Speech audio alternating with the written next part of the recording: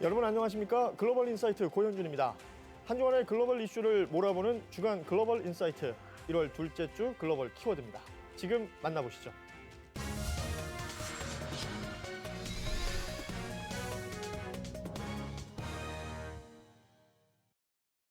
2025년 유럽의 움직임에 대해서 오늘 김열수 국제정치학회 이사와 함께 이야기 나누겠습니다. 안녕하십니까? 네, 안녕하세요. 예. 유럽 이야기를 하는데 팬데믹이나 글로벌 공급망 위기를 겪은 이후에 네네. 미국과 유럽을 비교해 보면 경제 회복 속도가 완전히 차이가 나는 것 같아요. 네네. 한 네 가지로 이제 말씀을 드릴 수 있을 텐데요. 한번 보세요. 팬데믹이라고 하는 것은 어느 나라나 마찬가지입니다만은 우선 거기에 대한 백신이라든지 이런 것 하면은 거기에 무슨 돈이 많이 들어가겠어요. 아무래도 이제 제일 큰 것이 의료에 그렇겠죠. 대한 것들이 예. 많이 들어갈 거고 이로 인해서 이제 고통받고 죽는 사람들이 있으니까 긴급 복지 그 자금이 많이 들어가지 않겠어요. 예. 그건 어느 나라나 다 똑같다고 생각해요. 그렇죠. 그래서 유럽의 각국들도 그러다 보니까 전부 다 이제 부채가 이제 많아지게 되는 거죠. 또 하나는 이제 유럽연합 입장에서도 보면은 경제 성장을 좀 일으켜야 되니까 유럽연합 입장에서도 보면은 이제 부채가 좀 많아졌단 말이죠. 예. 이게 첫 번째고 두 번째는 이제 지금 공급망 말씀을 하셨지만 코비드19가 되다 보니까 공급망이 제대로 이제 안 돌아가는 그렇죠. 거잖아요. 여기서 막히고 저기서 완전히 동맥경화증이 생기는 예, 거거든요. 그러면은 국민들 입장에서 소비자들 입장에서는 어떤 문제가 생기겠어요. 결국은 이게 내가 어제까지 1,000원 주고 사던 것이 오늘은 1,500원 주고 사야 되는 입장이 되는 거잖아요. 그럼 인플레이션이 일어나는 거죠. 예. 살기가 힘들다는 거죠. 그런 문제가 이제 있었다라고 보고요. 이제 세 번째는 아무래도 이제 이 중국의 뭐라고 할까요? 중국의 급습이라고 할까요? 중국의 부상이라고 할까요? 이것이 이제 유럽연합에 미친 영향이 큰데 친환경 기술이라든지 그렇다면 배터리 전기차 이쪽 분야가 완전히 지금 뭐 유럽을 이제 다 썰어가고 있는 거란 말이죠. 이런 데 대한 것들이 있어서 산업 경쟁이 좀 약화됐다. 그러다 보니까 이제 유럽 같은 경우에는 독일하고 프랑스가 유럽연합에서 그래도 이거를 이제 끌고 가는 이제 쌍두마차라고 봐야 되는데 독일은 경제 성장률이 0%. 그렇습니다. 프랑스는 예. 뭐 마이너스로 넘어가고 있는 그런 상황이란 말이죠. 전체적으로 보더라도 2015년도 이후에 유럽연합의 평균 경제 성장률이 0.7%밖에 안 됐거든요. 예. 그런데 반대로 지금 말씀하신 것처럼 미국하고 미국은 잘 나가잖아요. 미국은 2%, 3% 예. 이렇게 간단 말이죠. 그러다 보니까 유럽연합은 이제 더 이제 곤혹스러운 그런 상황에 처해 있다 이렇게 봐야죠. 유럽 이야기를 하다 보면 유럽이 한때는 뭐 세계를 지배했다 이런 얘기를 할 수 있었던 네, 그런 네. 대륙이었을 텐데 몇몇 국가들이 사실은 좀 삐걱거린다 하더라도 유럽은 유럽 연합이 있잖아요. 네. 이 EU의 역할 제대로 수행이 되고 있는 건가요? 이제 유럽연합이라고 하는 것이 이제 제일 많았을 때가 28개 국가. 예. 그러니까 이제 브렉시트를 통해서 영국이 빠져나오고 난 뒤에 지금 27개 국가거든요. 27개 국가의 핵심적인 역할을 하는 것이 독일과 프랑스라고 제가 좀 전에 예, 말씀을 드렸는데 독일과 프랑스의 리더십에 지금 문제가 있는 거고 또 독일은 독일대로 프랑스는 프랑스대로 경제 성장은 거의 0% 마이너스로 이렇게 내려가고 있는 그런 상황이란 예. 말이죠.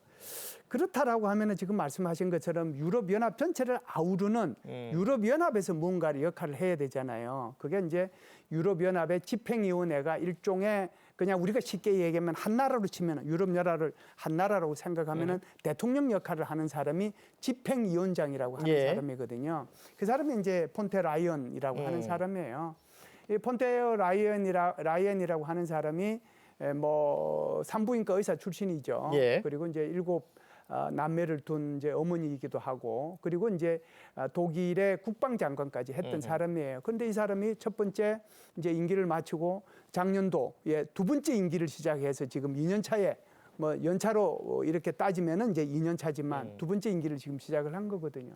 그러면 뭘 해야 되겠어요? 지금 여기서 EU 집행위원회에서 뭔가를 해야 되는데 EU 집행위원회에서 뭔가를 하고 싶어도 지금 가장 문제가 되는 것이 소위 말해서 거구 정당의 부상이잖아요. 그렇죠. 예. 거구 정당의 부상이라고 하는 것은 기존의 정당들이 가지고 있는 여러 가지 쟁점들에 대해서 생각이 달라요. 한번 보세요. 이민 문제 다르죠. 기후변화 다르죠. 외교안보 다르죠. 신규 회원국 가입하는 거 다르죠. 재정정책, 경제안보, 우크라이나 지원. 사실상 수많은 이슈들에 대해서 이 떠오르는 있는 거구 정당의 생각이 기존에 있는 거하고 다른 거예요. 그렇다라고 하면 폰테 라이언이 해야 될 일이 이들의 정당들이 요구하는 것을 얼마만큼 녹여내야 될 것이냐 하는 게 문제잖아요. 예. 그러니까 아마 이것이 앞으로 유럽연합의 얼마만큼 이제 이 힘을 얻어서 갈 것이냐 하는 것인데 뭐 얼마만큼 녹여내느냐에 따라서 좀 달라지지 않겠는가 이렇게 봅니다. 자, 이번 질문은 그 지금 말씀 이제 유럽 연합 얘기를 해주셨습니다만, 그러니까 2025년 새해가 밝은 지 한 일주일 지났고요. 유럽의 상황은 그렇게 밝아 보이지 않습니다. 그렇다면 이게 전체적으로 보자면 유럽은 어떻게 해야지 이 위기를 헤쳐나갈 수 있을까? 이 질문을 드릴 수밖에 없겠어요.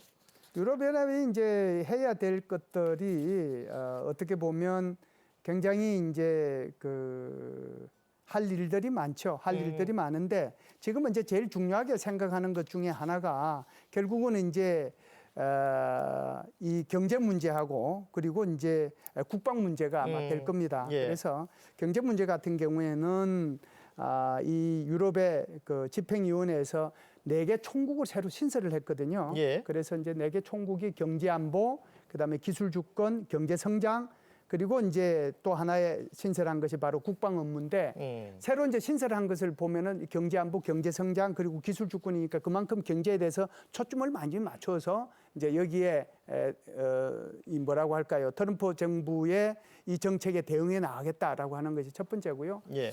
두 번째는 이제 아무래도 이 그 미국이 이 미국의 트럼프 대통령이 유럽연합에 대해 가지고 계속해서 이제 방위비 분담금 올려라, 저기 국방비 올려라 막 계속 시비 걸고 그러니까 오히려 그러면 우리도 자강해야 되겠다. 그렇다라고 하면 사실상 가장 그 러시아에 대해서 좀 반대 입장을 가지고 있는 나라들이 발트 국가거든요. 그렇겠죠. 라트비아, 리투아니아, 에스토니아 바로 옆에 있으니까 이 나라 사람들을 이 국방위원회, 집행위원회에 많이 좀 넣어서 이 자강을 위한 어떤 노력을 해 나가야 되겠다. 그래서 방향은 두 가지입니다. 하나는 경제, 하나는 국방. 이 분야를 앞으로 좀 더 강화시켜 나가겠다. 이렇게 생각을 하는 것 같아요. 그러니까 지금 뭐 정치, 경제 쉽지 않은 상황을 유럽은 겪고 있는 것인데 2025년을 기점으로 해서 새로운 성장 발판을 마련할 것이다. 이런 전망들도 있더라고요. 네네. 그 유럽이 마주할 기회라는 부분을 보자면 어떤 네. 것들이 있을까요? 글쎄요, 제가 볼 때는 이제 크게 보면은 한 3가지 정도가 될 것 같습니다. 이제 예. BCA 리서치라고 하는 거기 수석 전략가가 얘기를 한 걸 보면 각종 지표들이 이제 점진적으로 좀 개선이 되고 있다. 그래서 이게 올해 2월 달에 결국은 독일의 총선이 분기점이 될 거다. 그러면은 이제 숄츠가 물러나고 기민당에서 이제 잡게 되거든요. 그럼 기민당에서 자리 잡게 되면은 어떤 정책을 추진할 것이냐 하면은 결국은 이제 경제 부흥 정책을 이제 추진할 거다. 그래서 이 독일이 가지고 있는 그 GDP 대비 부채 비율이 한 60% 조금 넘어요. 굉장히 뭐 튼튼하죠. 그러면은 이제 이것을 하게 되면은 결국은 이것이 유럽의 다른 나라들한테도 낙수 효과를 일으켜 가지고 전체적으로 이제 좀 경제가 나아지지 않겠는가 하는 것이 첫 번째고요.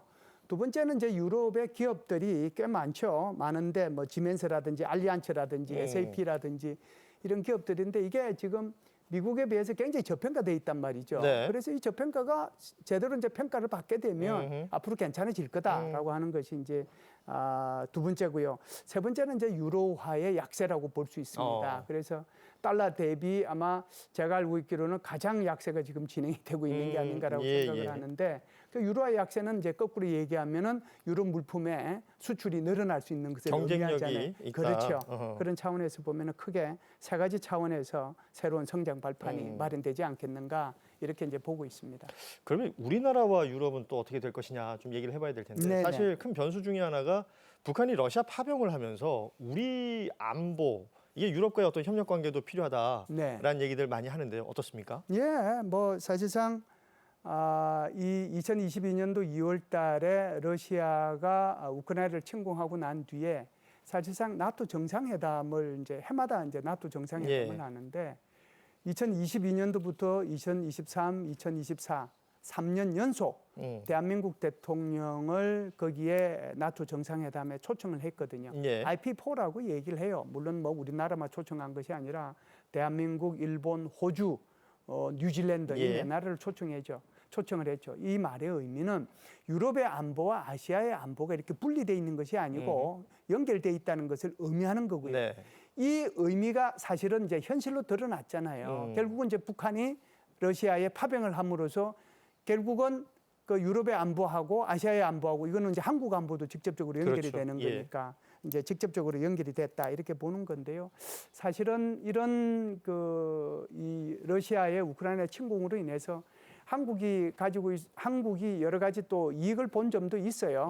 그 전에 이제 우리 한국은 주로 핀란드나 노르웨이 그리고 이제 에스토니아, 루마니아 이런 나라에 K9이라고 하는 자주포 예. 수출을 했거든요. 그런데 이게 딱 터지고 나니까 가장 많이 대한민국 이 무기 체계를 수입한 나라가 바로 폴란드입니다. 그렇죠. 이 나라는 K2 전차, K9 자주포, FA-50 경공격기 그 돈만 해도 한 25조 원 정도 돼요. 방산에 있어서는 이제 우수 고객이 되죠. 그렇죠. 예. 이제 그렇다라고 하면은 나토 전체가 이제 대한민국의 그 고객이 될 수도 있는 거잖아요. 그런 면에서 보면은 이것도 이제 뭐 경제적인 측면만 꼭 봐야 될 것은 아니고 한국과 유럽의 안보가 긴밀히 연결이 돼 있고 유럽의 안보를 위해서 한국이 기여할 것이 그만큼 많다. 예. 반대로 우리 한반도에서도 문제가 생겼을 때 유럽이나 또는 나토에서 우리 한국 안보를 위해서 기여할 부분이 그만큼 많아졌다. 이것을 의미하는 것이죠. 앞서 경제 이야기 짚어주시면서 네네. 유럽이 이 여러 산업 분야에서 이제 중국과는 좀 껄끄러운 관계가 되고 있다. 네네. 이런 부분을 짚어주셨어요. 그렇다면 이 부분은 우리에게는 또 나름의 기회가 될 수 있지 않을까라는 생각도 드는데요. 그렇죠. 사실상 이제 지금 트럼프 당선인이 취하고 있는 관세 정책이나 또는 동맹을 거래적 관점에서 대하고 있는 것은 상당히 불편하죠. 예. 그게 뭐 우리나라만 해당이 되겠습니까? 유럽도 마찬가지거든요. 이제 그러다 보니까 결국은 이제 보호무역주의로 일정 부분 이제 넘어갈 수 있는 건데 그러다 보면 유럽은 유럽 연합대로 결국은 이제 일정 부분 보호무역주의로 갈 수는 밖에 없는 거예요. 게다가 또 이제 환경 기술 문제나 또는 뭐 이 배터리 문제나 또는 전기차 문제 가지고 완전히 중국산이 다 들어오고 그러니까 폰테라이엔 그 집행위원장 같은 경우는 안 된다. 이거 이제 막아야 된다. 예. 그러면서 이렇게까지 얘기했어요. 나 중국과 디리스킹 할 거야. 어. 그렇다라고 하면은 그 기술들 그런 것들이 우리가 이제 유럽에 진출을 할 수 있는 그런 기회가 많아지는 거잖아요. 그렇군요. 예. 그렇다 보면 결국 이제 유럽 내에 우리 생산 시설을 이제 지을 수도 있어요. 그래서 숄처 총리가 한 1, 2주 전에도 계속해서 이제 삼성전자 우리나라에 와서 이렇게 지어주면 우리 예. 보조금 주겠다라고 얘기하는 거잖아요. 그것뿐만 아니고 R&D 같은 것은 서로 주고받을 게 많거든요. 그래요. 이게 전기차, 배터리, 반도체, 친환경 에너지 기술, 이게 원자력이에요. 그다음에 첨단 통신 이런 것들이 같이 이제 R&D를 해서 우리의 그 기술도 주고 또 그들이 가지고 있는 기술도 우리도 좀 받고 그러면은 기본적으로 대한민국이 이런 기술 의존도를 낮추고 또 우리가 이제 유럽하고 같이 그것을 생산하고 또 새로운 제품들을 개발함으로써 우리의 시장을 넓혀가는 예. 그런 효과가 있는 거거든요.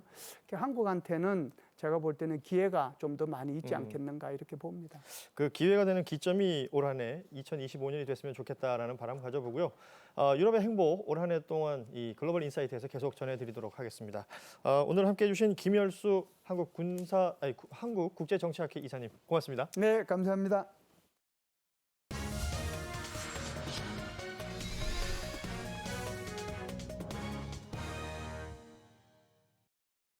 눈보라와 한파가 몰아닥치는 가운데 유럽 일부 지역에서는 가스 공급이 중단됐습니다.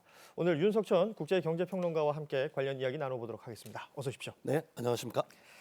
2025년 그 첫날에 이게 러시아가 우크라이나 지나서 유럽으로 가스 공급하던 이 우렌고이 가스관이 잠겼어요. 네네. 그러니까 약 50년 동안 유럽에 이 가스를 공급했던 관인데 네네. 이게 어떤 일이 있었던 겁니까?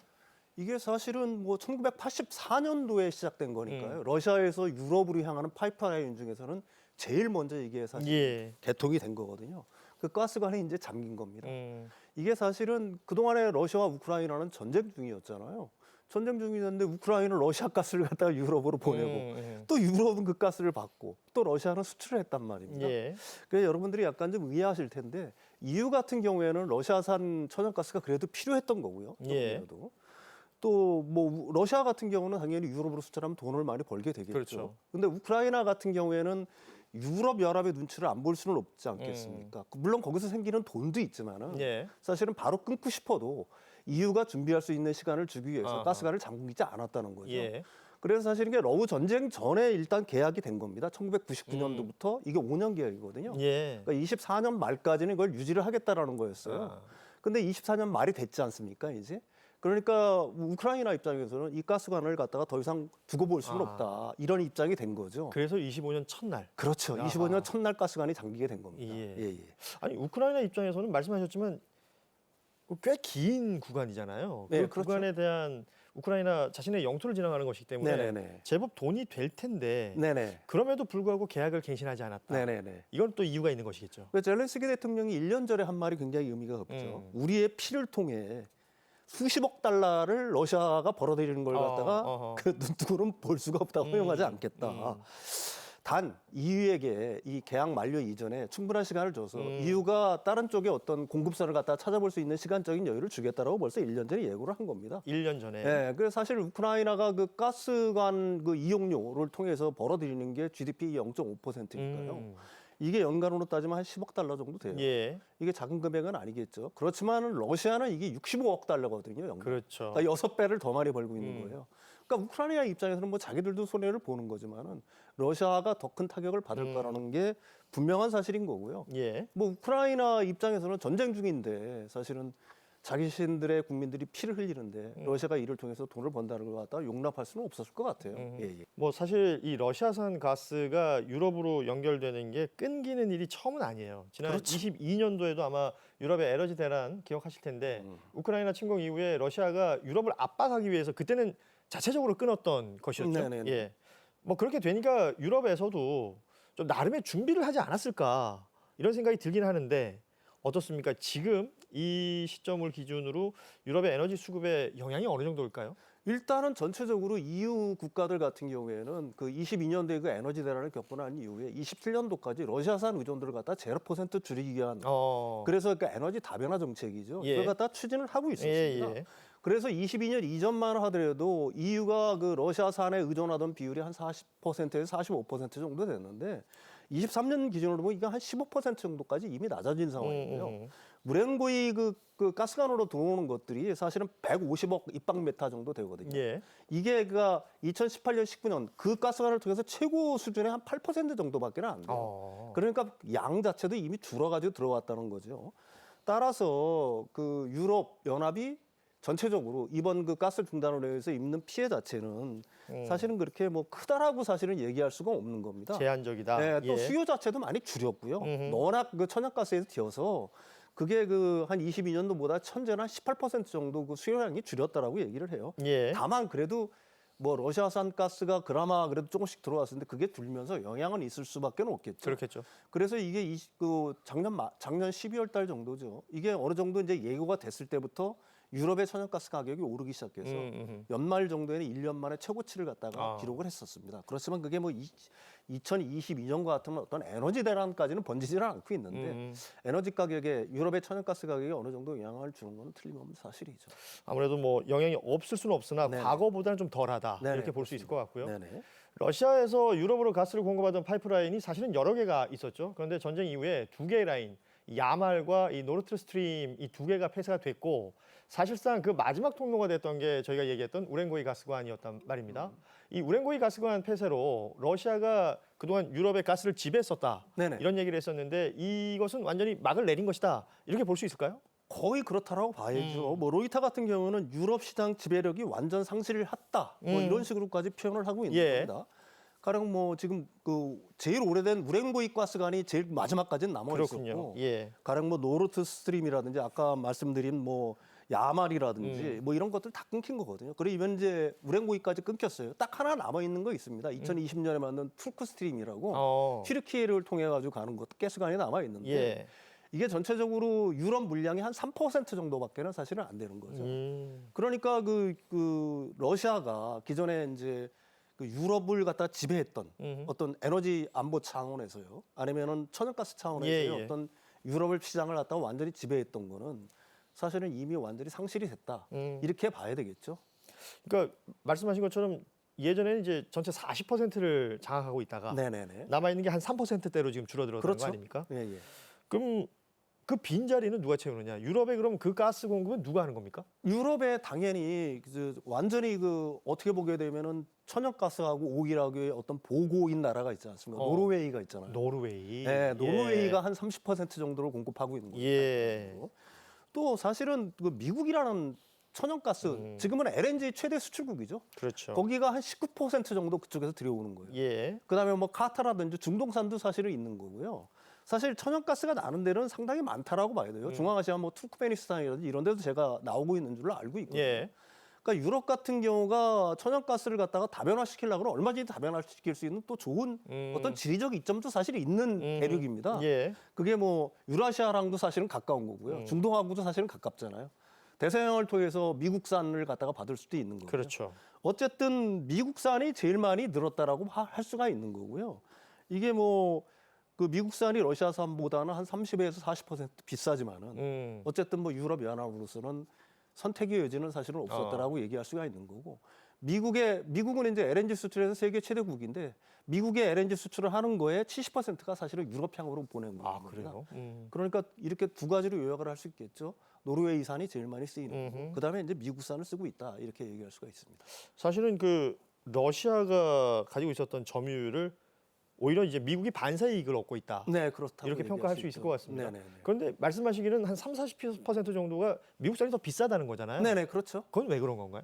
일단 이렇게 얘기할 수가 있는 거죠. 가령 뭐 천연가스라는 거는 사실 미국에서도 엄청난 천연가스가 나와요. 그런데 그거 다 태워버립니다. 수출 안 하면. 그러니까 천연가스를 갖다가 이 파이프라인을 통해서 바로 보낼 수가 있으면은 맨 처음에 초기에는 이제 파이프라인을 건설하는 비용은 물론 들겠죠. 예. 그렇지만 그 다음에는 거의 그냥 나오는 즉시 그대로 보내버리면 되는 거니까 음흠. 추가적인 비용이 들지 않습니다. 근데 파이프라인이 아니라 이걸 갖다 배로 보내려고 생각을 해보십시오. 이게 부피가 엄청나잖아요. 아. 부피를 줄여야 되잖아요. 예, 예. 그러니까 기체를 갖다가 액화시켜야 됩니다.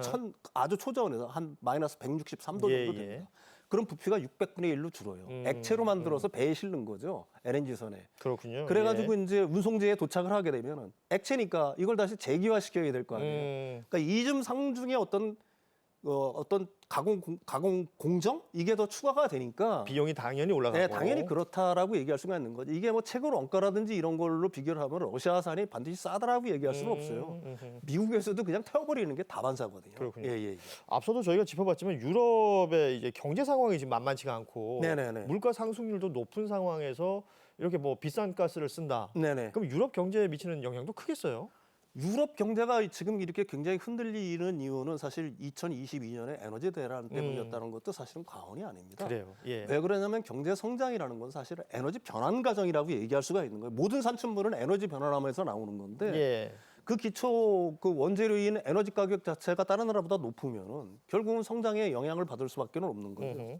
지금 뭐 이런 것들이 사실은 미국하고의 중국하고 미중 간보다도 유럽의 경쟁력이 자꾸 저하되는 이유 중에 가장 큰 원인 자체도 사실은 에너지 비용 자체가 예. 미국과 중국보다도 훨씬 비싸다. 그런 것들이 있는 거고요. 그 에너지 가격이 비싸니까 뭐 생계비라든지 뭐 이런 쪽에 이제 부담이 있을 수밖에 없는 거고요. 또 산업도 영향을 받을 수밖에 없는 거고 경기 침체 현상이 오래 지속되고 있다. 그 모든 거는 사실은 에너지 가격의 앙등 여기에서 원인을 찾을 수 있다. 그러면 이제 우리나라 입장에서 한번 이야기를 해보죠. 우리는 그간 러시아에서 가스를 수입하지는 않았습니다. 그러니까 유럽과는 라인이 완전히 달랐었는데 그렇지만 이번에 그 공급 중단됐던 이 상황 자체가 어떤 세계적인 여파가 있을 것이고 우리에게도 어떤 영향을 미칠까요? 당연히 영향을 미칠 수밖에 없겠죠. 예. 러시아산을 갖다가 유럽 연합이 쓰지 않으면은 유럽 연합은 뭐 어떻든 지금 기타 다른 쪽에서 물건을 그 천연가스를 구해야 될 거 받아야 아니겠습니까? 되니까. 예. 그게 이제 미국산이 됐든 중동산이 됐든 아니면 뭐 노르웨이산이 됐든지 간에 해야 되는데 사실 노르웨이산은 더 증산하는 게 약간 좀 불가능한 상황이에요. 아, 그래요? 예. 노르웨이 자체가 사실은 이미 부자 국가고 그다음에 뭐 추가적으로 뭐 이 채굴한다거나 뭐 이런 것들을 갖다가 이 환경이라든지 여러 가지 이유들 때문에 사실은 좀 꺼려하는 입장이에요. 예. 증산을 잘 안 하려고 하는 그 노르웨이 입장입니다. 그러나 뭐 그 국민 소득 자체가 워낙 높은 나라니까 그렇죠. 사실은 아쉬울 게 그렇게 크게 없다라고 얘기할 수가 있겠죠. 그러니까 결국은 이제 유럽이 이걸 갖다가 천연가스를 구하려고 하게 되면은 미국산이 됐든지 아니면 중동도 단기적으로 이 증산하기는 약간 좀 어려울 거예요. 환경 자체가. 네, 그러면은 이제 한정된 물량, 중국이라든지 아니 그러니까 미국산이라든지 아니면 중동산을 놓고 여러 국가가 경합하는 양상이 벌어질 수는 사실 있겠죠. 가격은 또 올라갈 수 있겠어요. 그렇죠. 이게 예. 이게 살 나라가 없었을 때는 가격이 안정적이지만 여러 나라에서 우리 먼저 달라라고 그렇죠. 얘기를 한다라고 예. 하게 되면은 가격은 사실은 어느 정도 올라갈 수밖에 없는 거고요. 유럽에서의 어떤 천연가스 가격이 올라가면 우리나라도 당연히 영향이 있을 거기에 것이고. 국제적인 어떤 가격 변화에 영향을 받을 수밖에 없으니까. 아니 그 중에서 예. 미국 트럼프 대통령이 그 얘기를 했었단 말이죠. 네네. 우리나라 조선업을 직접 이렇게 언급한 적이 있었어요. 네네네. 그 미국의 LNG 수출이 늘어나면 우리 네. 조선업은 수혜를 볼 것이다라는 예측들이 있던데 네네. 이건 어떻게 이해를 하면 될까요? 뭐 당연히 그렇죠. 조선업 같은 경우는 수혜를 볼 수밖에 사실은 없는 겁니다. 사실 우리나라는 지금 LNG 선을 갖다가 추가로 다른 나라에서 발주를 하더라도 도크가 다 차 있어서 그 정도로 사실은 받을 수가 없는 상황이에요. 장기적으로. 그렇지만 조선업 같은 경우는 우리나라가 옛날처럼 그 캐파 증설이라든지 이런 걸 갖다가 굉장히 어떻게 보면 좀 두려워하는 입장이죠. 왜 그러냐면 조선업이라는 것도 사이클이 있는 거니까. 예. 근데 어쨌든 LNG를 통한 어떤 기존에 이제 파이프라인으로 움직이던 천연가스들이 이제 LNG로 많이 전환을 하게 됩니다. 그래서 2035년 같은 경우에는 이게 해상 운송이죠. 23년 대비 한 50% 정도 늘어날 거라고 보고 있는 거예요. 예. 그렇다 그러면 LNG 선박에 대한 어떤 요구들 이거는 훨씬 더 늘어날 수밖에 없겠죠. 그다음에 LNG 선박을 갖다가 잘 만드는 나라들 그거는 당연히 뭐 우리나라니까 예. 우리나라 쪽으로 올 수밖에 없는 거고요. 사실 미국 입장에서는 LNG 선만이 아니라 미국의 조선업 자체라는 게 사실은 어떻게 보게 되면 그 서플라이 체인이라든지 밸류 체인 자체가 붕괴된 상황이잖아요. 거의 망가져 있다면서요? 그러니까 트럼프 예. 대통령이 그렇게 자존심 센 장관이 조선업에 대해서는 야 한국 너희가 우리를 좀 도와줘야 되겠다라고 얘기하는 게 사실 건조 능력, 그러니까 군함의 건조 능력이라든지 뭐 이런 거에서는 중국이 훨씬 지금 앞서가 있는 상태입니다. 미국 자체는 지금 건조 능력 자체가 없어요. 그러니까 조선업이 그만큼 망가졌다는 것이죠. 그게 우리나라가 아니면 거의 건조 능력이라든지 이런 쪽으로 할 수 있는 나라가 없어요. 왜 그러냐면 일본 같은 경우도 거의 조선업에서 막 후퇴를 하고 있는 상황이기 때문에 미국의 동맹국 가운데서는 그 유일하게 공급망을 갖고 있고 건조 능력이라든지 이런 쪽에서 능력을 갖고 있는 나라가 사실 한국밖에 없는 뭐 거예요. 유지 보수도 해야 될 테고. 그렇죠. 그게 예. MRO라고 보통 얘기를 하는데 유지 보수 정비라고 얘기하는데 그러니까 미군의 어떤 군함 많이 이제 노후화됐을 거 아니에요. 이런 쪽에 이제 우리들의 손을 빌릴 수밖에는 사실은 없는 거고요. 그래서 우리나라 업체들, 우리나라 조선사들은 이런 뭐 LNG라든지 이런 쪽으로 앞으로 큰 수혜가 예상될 거라고 충분히 볼 수가 있겠죠. 예. 자, 이 반세기 만에 공급 중단이 어떤 변화를 불러올지 여러 이야기 나눠봤는데 앞으로도 좀 지켜볼 필요가 있겠습니다. 자, 오늘 함께 이야기해 주신 윤석천 국제경제평론가 고맙습니다. 지금까지 1월 둘째 주 글로벌 인사이트였습니다. 시청해 주신 여러분 고맙습니다.